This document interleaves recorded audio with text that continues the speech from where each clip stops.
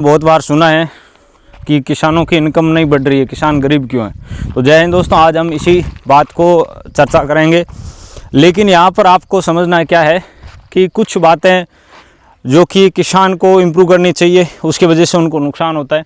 देखिए, जो पहली बात है कि संपूर्ण रूप से दुकानदार पे डिपेंड होना। दुकानदार जो उनको बोलेगा केमिकल डालने को, दवाई डालने को, वो सब डालेंगे। वो खुद की तरफ से कुछ भी एक्सपेरिमेंट नहीं करेंगे या खुद की तरफ से कुछ भी रिस्क नहीं लेंगे। जो भी है वो पूर्ण रूप से मार्केट से या किसी आसपास के किसान पे निर्भर रहेंगे।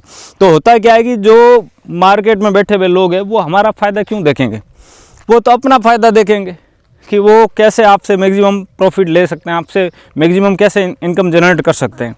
दूसरा बात, जुताई करने का रॉन्ग तरीका, गलत तरीका। तो जुताई करने का, जैसे यदि आपके पास सिंचित क्षेत्र है तो आपको बार बार गहराई जुताई करने की ज़रूरत नहीं है। आप एक बार रेज्ड फिक्स बेड बना दो, जिसको नो टिल फार्मिंग बोलते हैं। बहुत से किसान कर रहे हैं। यदि आपका शुरुआत में यदि जो जुताई का 1-1.5 लाख का यदि आप ट्रैक्टर रेंट पे लेके जुताई करवाते हैं तो 1-1.5 लाख रुपए का खर्चा आता है करीब 30 एक बीघा में। हमारे यहाँ का एक बीघा हमारा 165 बाई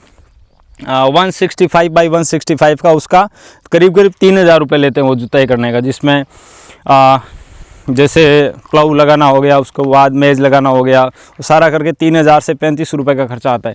तो जैसे मैं 30 बीघा में किया हूँ तो मेरा 1.5 लाख तो सीधा जुताई में चला गया। अब मुझे यदि जुताई का नो टिल फार्मिंग के बारे में अच्छा एक्सपीरियंस है, अच्छा नॉलेज है, तो 1.5 लाख वहाँ बच गया, तो वो मैं प्रॉफिट में आ गया। समझ रहे हो? तो ऐसे करके आपको है जो अनावश्यक, जैसे बहुत सारे फर्टिलाइज़र खरीदना, पेस्टिसाइड खरीदना, तो उनको आप कैसे है जो मिनिमाइज़ कर सकते हैं। जैसे जीवामृत, घन जीवामृत से और मल्चिंग के द्वारा आप है जो अपना खरपतवार कम कर सकते हैं।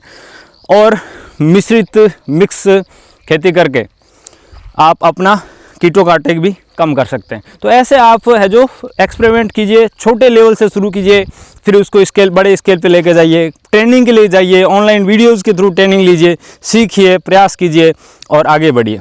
तो आप है जो एक अच्छा खासा प्रॉफिट बना सकते हैं। नहीं तो खेती फ़ायदे का सौदा नहीं। यदि हम जो दूसरे किसान कर रहे हैं, जिस गलत तरीके से कर रहे हैं, वैसे हम प्रॉफिटेबल में आ ही नहीं सकते हैं। अगली वीडियो में फिर मिलते हैं। सुरेंद्र के लिए यूट्यूब पर सर्च करें।